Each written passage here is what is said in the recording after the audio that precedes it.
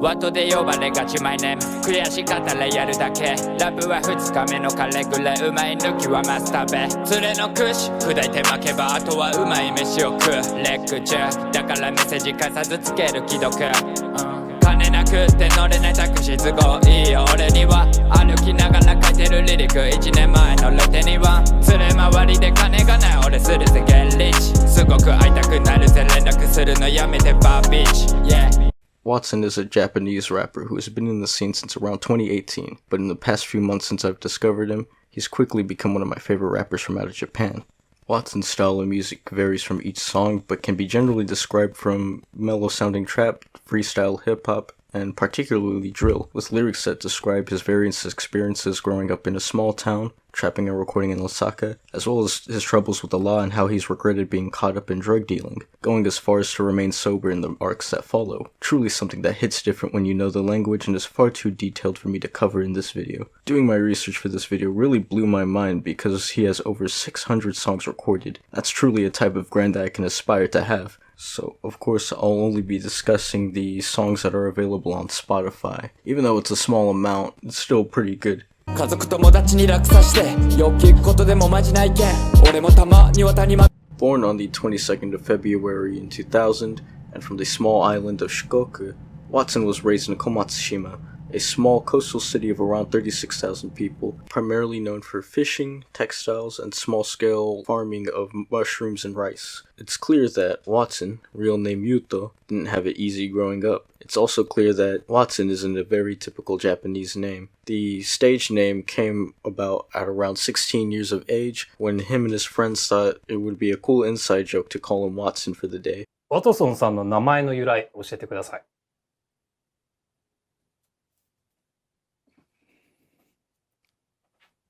大怪獣はソン。 But he actually put it to good use to differentiate himself from other people around him named Yuto. Growing up in Komatsushima until he was 18 and finished high school, Watson lived in the trenches by Japanese standards, with money being few and far between as a kid, and his family could only make enough to support the inaka that they lived in. After graduating high school, he moved to Osaka to pursue his dreams of being an artist, making contacts with the local producers and people in the music industry. Unfortunately, like most who pursue a career in rapping, he would get caught up in drug dealing and would be arrested by police suddenly, but momentarily. This boosted his notoriety across the nation. Afterwards, Watson would be heavily encouraged to start rapping and practicing with karaoke, as well as basic ear training. And in due time, Watson gained the appropriate skills and confidence to come up with his own freestyles. And after walking to his tattoo artist who had recently bought a new studio with equipment, they began working together on composing said freestyles. Originally, Watson had primarily listened to J-pop music up until around 18 when he got into rap, starting out with Komatsushima rappers and then eventually going on to listen to music from all over the nation. At the age of 19, Watson began taking his freestyling a lot more seriously. With his tattoo artist buying a new studio and brand new audio equipment, the two would partner up and start recording. Progress was slow at first, largely because Watson was focused on lyrics. In an interview, he stated that he wanted his music to portray him as an almost larger-than-life character, which is the reason why he went by Watson so often. But soon he realized he didn't really have to show off or act all hard to write good music. Changing up his direction also allowed Watson to create about 1 to 2 songs each and every day. Later, in an interview, he stated that he doesn't flex too often in his lyrics, keeping a more humble and down-to-earth expression. It was also around this time that Watson would begin to listen to American rap, particularly like DaBaby, Migos, Moray, and this new source of influence pushed Watson to release the 600-song library that I mentioned earlier. Unfortunately, most of it is private or unreleased. Couldn't really find anything, and I tried. For example, his first ever album, Pose 1, is pretty sporadic to find on the internet. You may find a couple of songs on YouTube or SoundCloud, but that's really it. There's not really much where you can find these songs. In 2021, Watson decided to publicly and independently release some of his music. They encouraged him to drop Pose 1 and eventually Thin Gold Chain. One thing I haven't mentioned during all of this is that from time to time Watson would have issues of self-doubt. Likely why we in the West have such a hard time to find all 600 of his songs.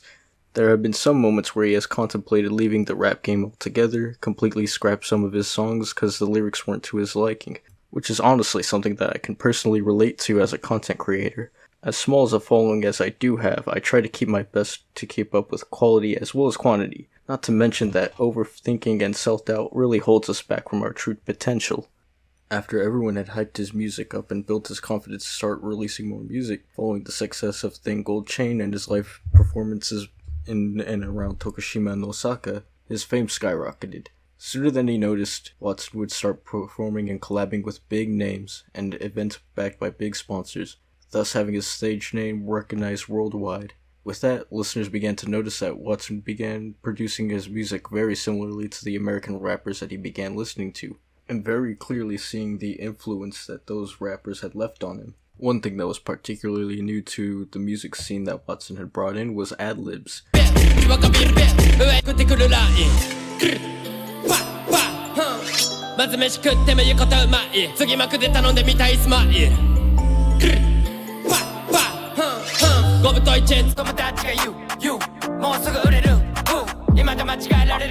A common trope in American hip-hop, but has seen very little usage in Japanese hip-hop, ironically.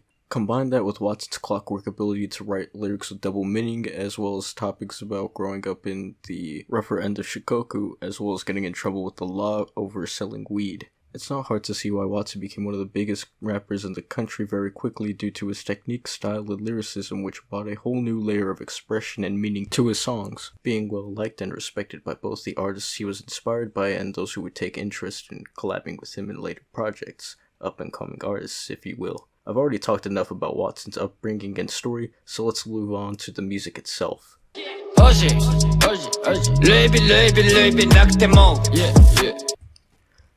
For the music, I'm using Spotify as my source. There are likely some small Japanese websites that have a few more songs, and I've uncovered a couple of songs off of SoundCloud and YouTube, so getting an actual estimate of the amount of music that there is for Western audiences is a bit of a pain. Not to mention that there are sites like Ototoi where you can buy songs and albums individually for like $5, which I'm not going to pay for at the moment because I'm in a bit of a struggle, and for consistency's sake, we'll just focus on Spotify. With that out of the way, we start with Thin Gold Chain. Released on November 2021, Thin Gold Chain is Watson's first album with 7 songs. Overall, a very good album, and each of these songs are bangers within their own right, as well as being a good showcase of the variety of hip-hop he does in each song. ZZZ being the first song, a mellow freestyle type joint, followed by 18K, which is more in your face, more about the types of chains that he's got and the trenches that he's come from. I Know is lyrically a continuation of 18K, going more into detail of his struggle and how he's determined not to give up to what he's worked so far. Woe and Look also kind of keep the same lyrical topics as the previous songs, Woe being more motivational about how he started the grind, and the song Look takes a more hard approach, talking about how he was detained from the law by force. But of course he's not going to let no law stop him from doing what he's supposed to do as a rapper.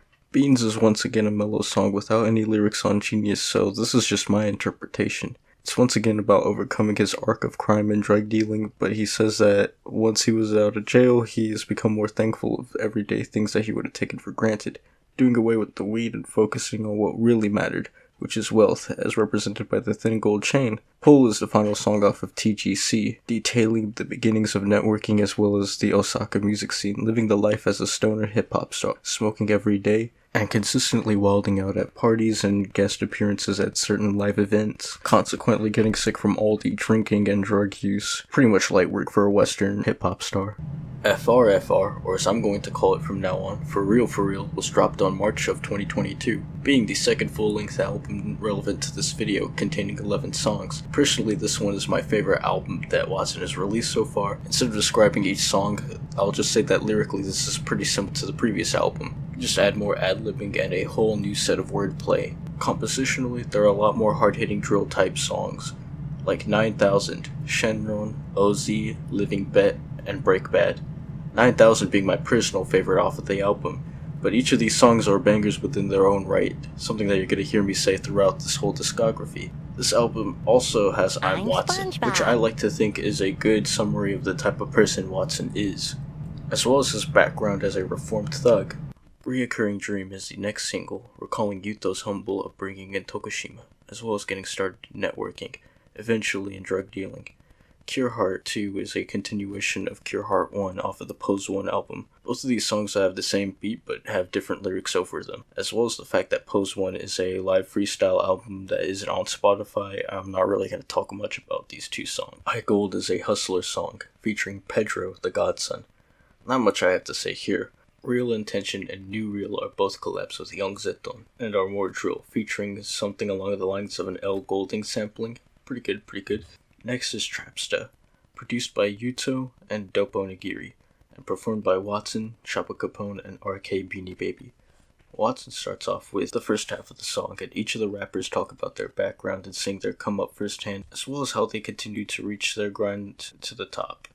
Asobi is a cover of a song made by Yuto and Dope Onigiri once again. Watson's version is the most popular off of this EP, and it describes how Watson keeps getting W's despite his odds. And if you read through the Genius lyrics, it gets pretty wild. The third album on Spotify is Spill the Beans, with 8 songs released almost a year after TGC. It generally follows the same trend that we've been seeing in Watson's discography, with the nice balance between solo projects and features. Personally, I really like Hoodstar, Otakare, Marikoke, and last but not least, Blue Balls, featuring Choppa Capone, a local Dallas rapper. Bright Future is the last of the albums off the Spotify catalog, and all these songs are collabs with Young Zeton, putting Lil Bro on the game. Young Zeton kinda needs a whole video in his own right. Most of the artists mentioned here honestly do, but to keep it short, this album is 6 songs alternating between drill and trap, with both artists building off of each other's lyrics, seamlessly having a dynamic flow and only scratching the surface on all of their collabs. Makuhari is a flashier song, and Watson only shows up for a verse towards the end. There's not much really to say here, and as of writing this, MJ Freestyle is the latest release, though according to his Instagram, there should be another feature coming soon. MJ Freestyle is a chopped and mixed version of Michael Jackson's Thriller, but with Watson's rapid pace of freestyling and description of being a boss-ass yado on these females, fuck bitches, get money. Am I right, fellas? So that was it. As comprehensive as an overview as I could get on Tokushima rapper Watson. There's more I wish I could have talked about, but this is all I could find, and if there's anything incorrect in this video, please bear with me because most of this research was me translating different videos and articles as well as lyrics all in my head. I wish I could have been more in depth with the jail arc of the video for how relevant it was, but I couldn't find anything. Not to mention, some of the lyrics on Genius don't even exist. The story of Watson, Honmyo Yuto, is truly one of struggle, but also one of success.